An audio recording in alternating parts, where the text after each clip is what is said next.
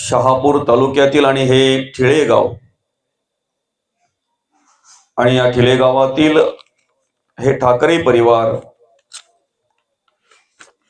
परिवाराचे पिताश्री कैलासवासी मालू हरी ठाकरे बाबांना 24 फेब्रुवारी 2026 रोजी देवाज्ञा झाली. त्यांचं वृद्धापकाळाने निधन झालं आणि त्यांच्या स्मरणार्थ या ठिकाणी आपण अनेक कार्यक्रमांचं आयोजन करत असतो. जेव्हा एखादा माणूस आपल्या घरातून निघून जातो त्यावेळेला त्या माणसाच्या सान्निध्यामध्ये असलेली जी काही त्याचे कुटुंबातील माणसं आहेत, सदस्य आहेत, भाऊ असतील, मुलं असतील, बहिणी असतील, पत्नी असेल, मुली असतील, नातवंड असतील, पुतणे असतील, संपूर्ण परिवार आणि संपूर्ण परिवाराला दुःख झालेलं असतंय. पण अशाही वेळेला जो माणूस आपल्यातून निघून गेलेला आहे त्यांना सद्गती मिळावी, चांगली गती मिळावी, त्या ठिकाणी देवाचं नामचिंतन व्हावं, तुम्हा आम्हाला श्रवण व्हावं, या उद्देशाने आपण अनेक कार्यक्रमांचं आयोजन करत असतो. त्यापैकीच या ठिकाणी आपण खऱ्या अर्थानं जगद्गुरु तुकाराम महाराज अर्थात जगद्गुरु तुकोबांच्या गाथेतील एक एक अभंगावर आपण रोज चिंतन करणार आहोत. बाबांना जाऊन आज 3 दिवस झाले, 3रा दिवस आणि चिंतन सेवेचा पहिला दिवस. जे काही आपल्याला पांडुरंग परमात्म्याच्या कृपेने चिंतन होईल, श्रवण होईल, ते श्रवण करण्याचा प्रयत्न आपण करणार आहोत. खर तर बाबा कैलासवासी मालू हरी ठाकरे बाबाचा एकूण 5 जण भावंड. बाबांचे एक भाऊ कैलासवासी जयवंत हरी ठाकरे बाबा जवळजवळ 2013 साली तुम्हा आम्हाला सोडून गेले. त्यानंतर कैलासवासी धर्मा हरी ठाकरे बाबा 16 नोव्हेंबर 2025 रोजी त्यांचं देहावसन झालं, त्यांचं दुःखद निधन झालं आणि त्यांच्या त्या दुःखातून आपण कुठे सावरतोय, नाही सावरतोय. एक 2-3 महिन्यामध्येच लगेच या ठाकरे परिवाराचं पितृक्षेत्र अर्थात मालू हरी ठाकरे बाबा तुम्हा आम्हाला सोडून गेले. बाबांचे भाऊ श्री कृष्ण हरी ठाकरे, बाबांची बहीण असेल दुंदाबाई बुधाजी शिंगळे, त्याचप्रमाणे बाबांची मुलं असतील श्री हरिचंद्र मालू ठाकरे, श्री रघुनाथ मालू ठाकरे, त्याचप्रमाणे बाबांची मुलगी कविता बाळकृष्ण शिंगले, आपल्या आईसाहेब अर्थात बाबांची धर्मपत्नी वंदना मालू ठाकरे. अशा प्रकारे हा संपूर्ण परिवार या ठिकाणी खऱ्या अर्थानं रात्री दादांनी फोन केला मला, अविनाश दादांनी, आणि या ठिकाणी आपण कुठला ग्रंथ पुराण वाचायचं अशा प्रकारे त्यांनी विचारलं. खर तर जगद्गुरु तुकोबा आपल्याला ऐकायला मिळावेत, माऊली ज्ञानोबा आपल्याला ऐकायला मिळावेत. जो परमार्थ, जी भक्ती, जी देवपूजा जगद्गुरु तुकोबांनी केली ती देवपूजा आपल्याकडून घडायला हवी. जी देवपूजा माऊली ज्ञानोबांनी केली ती देवपूजा आपल्याकडून घडायला हवी. जो परमार्थ, जी भक्ती संतांनी केली त्या प्रकारे ती भक्ती, ती देवपूजा, तो परमार्थ आपल्याकडून घडायला हवा. या उद्देशाने आपण या ठिकाणी खऱ्या अर्थानं जगद्गुरु तुकोबांच्या गाथेतील अभंगावर चिंतन करण्याचा प्रयत्न करणार आहोत.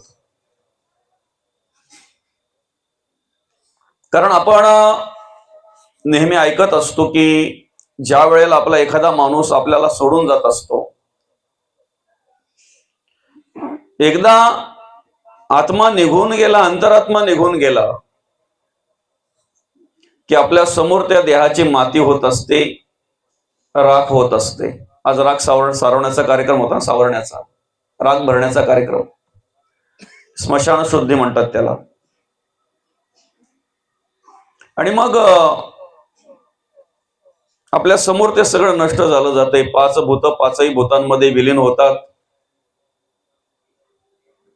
जो माणूस आपल्यातून निघून गेलेला आहे त्याचं श्राद्ध कर्म करणं आपलं कर्तव्य आहे, त्याची अंत्येष्टी विधी करणं आपलं कर्तव्य आहे.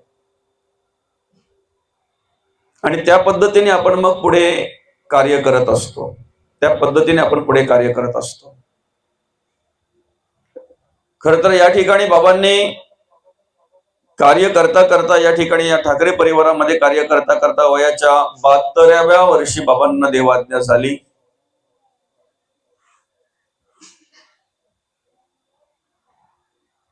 जवळजवळ 22 वर्ष या ठिकाणी बाबांना अर्धांग वायूचा त्रास झाला होता. आणि बाबांची मुलं असतील, बाबांची धर्मपत्नी असेल, आमच्या आईसाहेब, त्याचप्रमाणे सुना असतील, हा संपूर्ण ठाकरे परिवार असेल, पुतणे असतील, भाऊ असतील, आपण सर्वांनी अतिशय चांगल्या प्रकारे सेवा केली. 22 तास सेवा करताना मनुष्य अगदी हसून सेवा करू शकतो. 22 दिवस, 22 महिने नाहीत, एखाद्या माणसाचं शरीर अपंगत्व आल्यानंतर 22 वर्ष त्या माणसाची सेवा करायची आहे. मी म्हणेन खऱ्या अर्थानं कैलासवासी मालू हरी ठाकरे, ज्यांच्या स्मरणार्थ या ठिकाणी आपण ही प्रवचन सेवा आयोजित केलेली आहे, त्यांच्या मुलांकडून, त्यांच्या धर्मपत्नीकडून आणि त्यांच्या सुनांकडून, या ठाकरे परिवाराकडून खऱ्या अर्थानं बाबांच्या सेवेच्या द्वारे खरी देवाची सेवा तुमच्याकडून घडलेली आहे असं म्हणायला हरकत नाही. खरी देवपूजा तुमच्याकडून घडलेली आहे असं म्हणायला हरकत नाही. कारण असं काय झालंय माहितीये का मौली,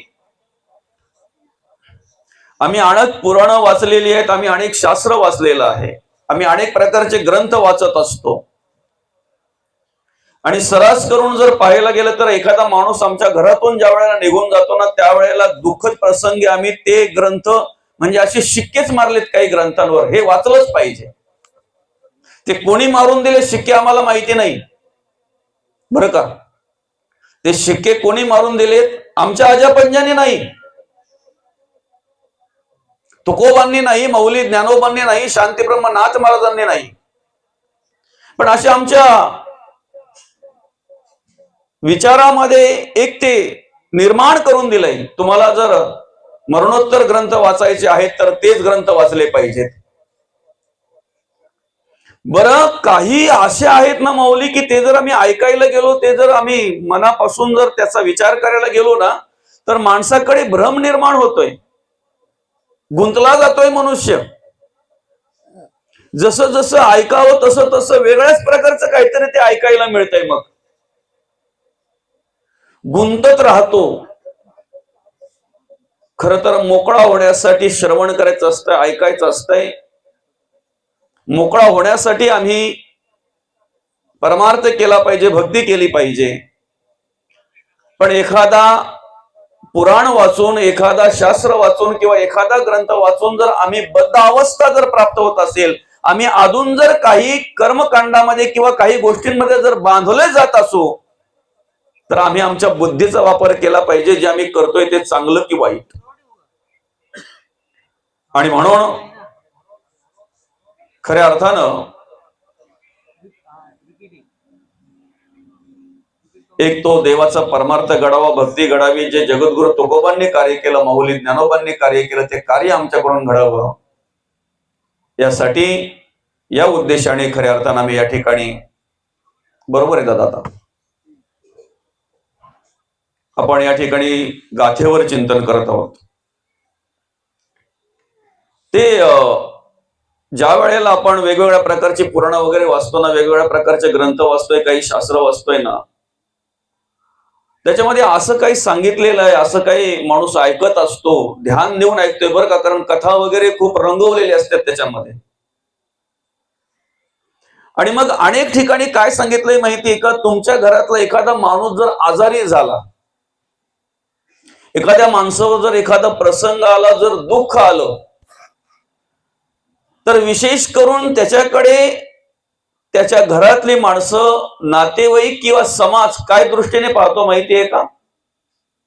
पुराण वाचलेली माणसं काय दृष्टीने पाहतात?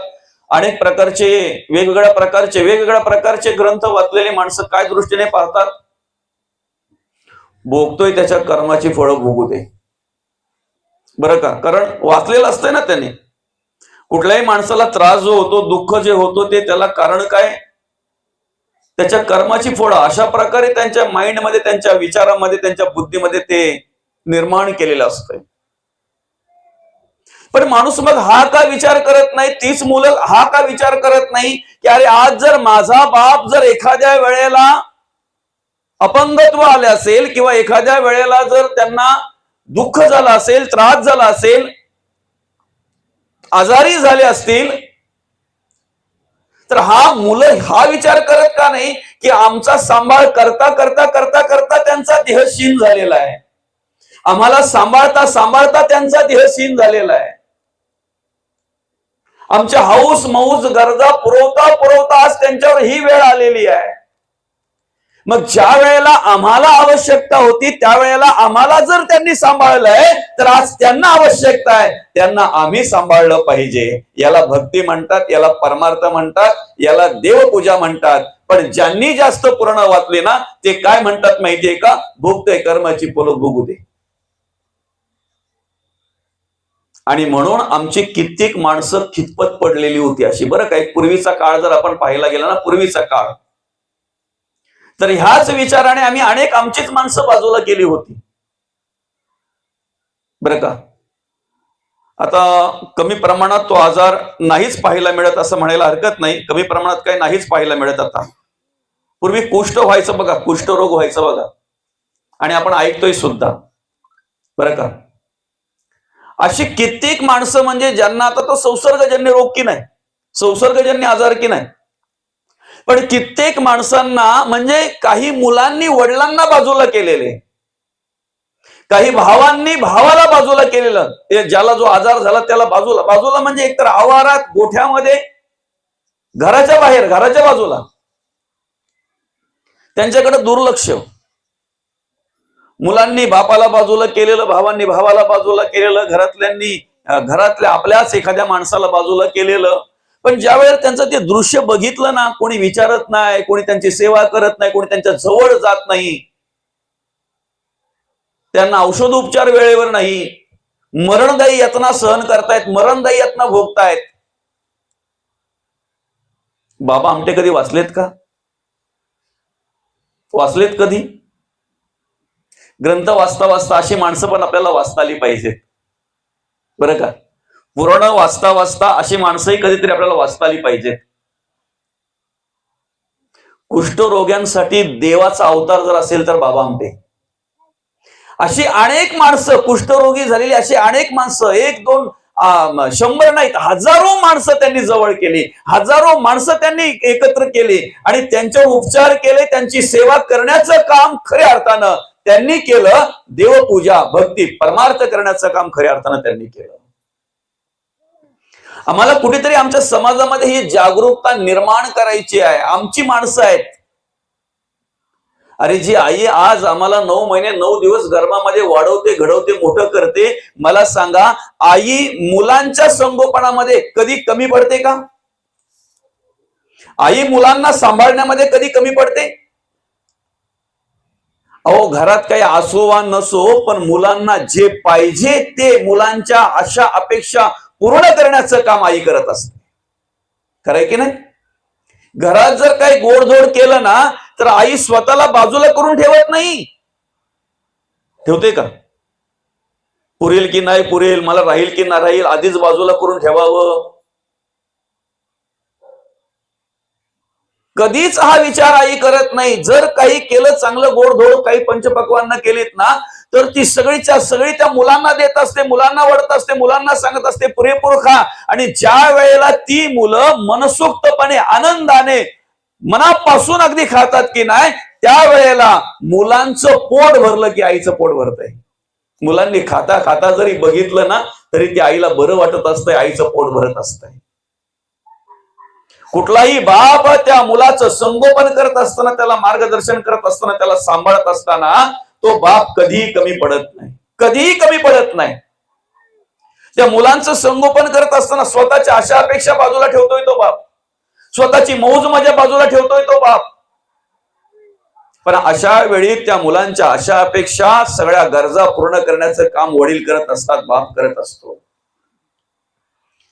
ज्या वेळेला मुलांना आई वडिलांच्या आधाराची गरज असते, मार्गदर्शनाची गरज असते ना, ज्या वेळेला मुलांचं संगोपन आई वडिलांनी करावं अशी अवस्था निर्माण झालेली असते ना, त्यावेळेला आई वडील कधीही कमी पडत नाहीत मुलांच्या संगोपनामध्ये, कधीही त्यांना वाढवण्यामध्ये घडवण्यामध्ये कमी पडत नाहीत.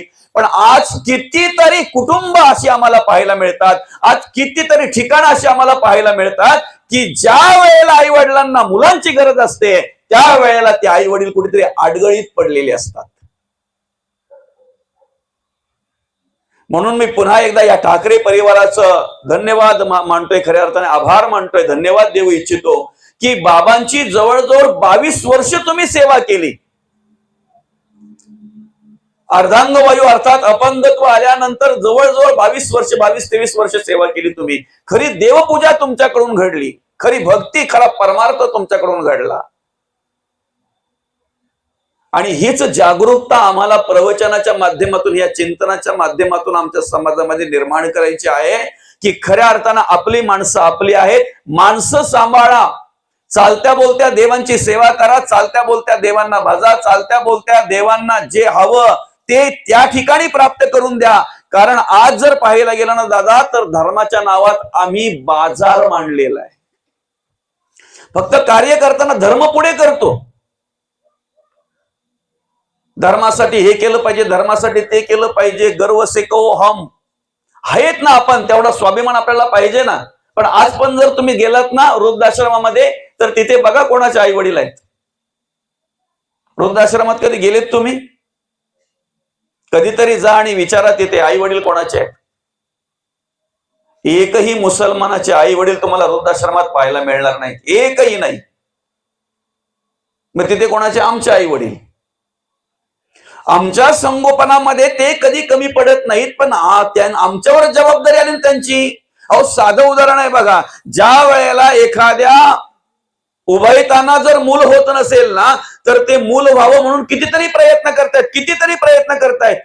बरं मग ज्या वेळेला ते डॉक्टर उपचार वगैरे करतायत ना, ज्या वेळेला ते काही अगदी काही असेल औषध उपचार वगैरे ज्या वेळेला करतायत त्यावेळेला शेजारी विचारतायत किंवा नातेवाईक विचारतायत, गावातले विचारतायत कशासाठी पाहिजे तुम्हाला. त्यावेळेला त्यांच्या मुखातून एक शब्द निघतो, म्हातारपणाला काठी पाहिजे ना, म्हातारपणाला आधार पाहिजे ना.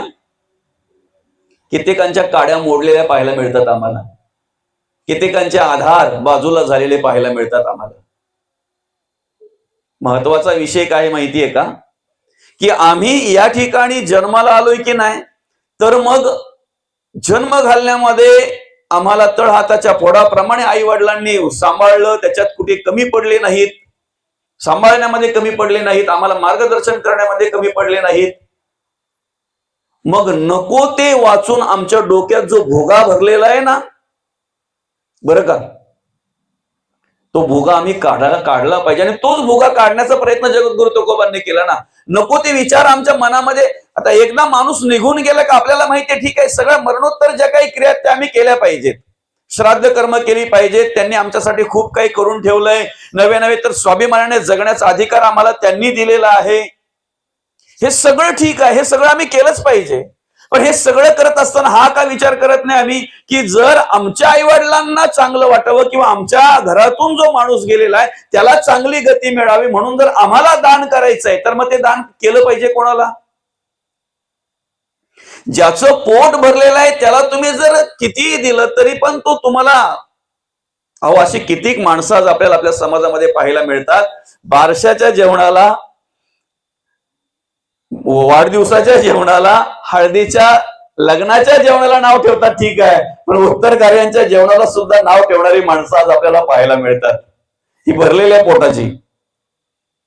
खऱ्या अर्थानं ज्याला गरज आहे त्याला जर आम्ही दिलं ना, वस्त्राची ज्याला गरज आहे ना त्याला जर आम्ही दिलं तर खऱ्या अर्थानं आमच्याकडून पुण्य घडेल. अन्नाची ज्याला गरज आहे त्याला जर आम्ही दिलं ना तर खऱ्या अर्थानं आमच्याकडून पुण्य घडेल. आणि तो माणूस सुद्धा आम्हाला आशीर्वाद दिल्याशिवाय राहणार नाही.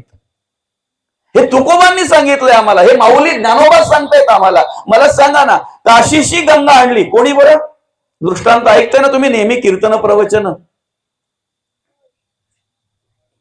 काशीशी आणलेली गंगा गाढवाला पाजली कोणी? नाथ महाराजांनी, एकनाथ महाराजांनी. मग मला सांगा, काशीशी ज्या वेळेला नाथ महाराजांनी गंगा घेतली त्यावेळेला ती गंगा घेताना गाढवाला पाजायच्या उद्देशाने घेतली होती का? गाढवाला पाजायच्या उद्देशाने घेतली होती? बरं, सांभाळून आणली ना ती रस्त्यामध्ये येताना, रस्त्यामधून येताना ज्या वेळेला ती सांभाळून आणली त्यावेळेला गाढवाला पाजायच्या उद्देशाने सांभाळून आणली का ती?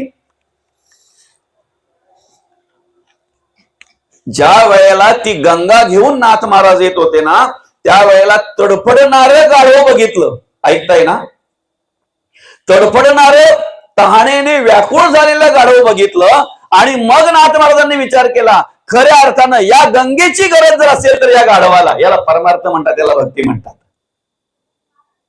ते तुकोबा आम्हाला शिकवतायत, माऊली ज्ञानोबा, शांतीब्रह्म नाथ महाराज हे आम्हाला शिकवतायत. जिथे गरज आहे ना त्या ठिकाणी तुम्ही दान पुण्य करता आलं पाहिजे. खऱ्या अर्थानं समाधान प्राप्त होईल, आनंद प्राप्त होईल, पुण्य प्राप्त होईल, पुण्य प्राप्त होईल.